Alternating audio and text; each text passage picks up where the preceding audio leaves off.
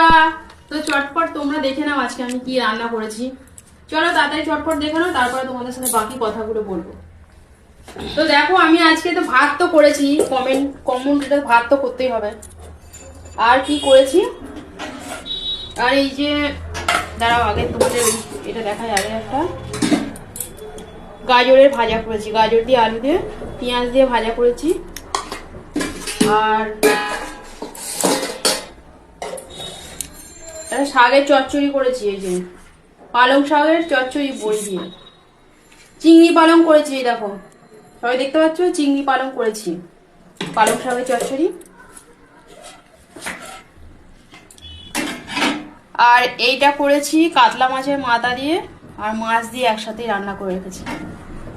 সবাই চলে গেলেন, আর কিছু রান্না করতে চাই না। অফিসে যারা চলে যায়, আমার হাজবেন্ড তো নিরামিষ খায়, সেটা সবাই জানো তোমরা।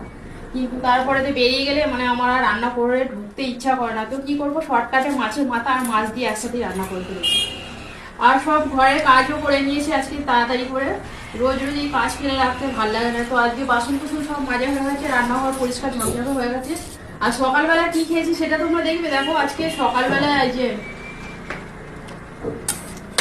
সকালবেলা আমার মেয়ে এই যে আলু সিদ্ধ দিয়ে পেঁয়াজ দিয়ে শসা দিয়ে মুড়িটা মাখা করেছে।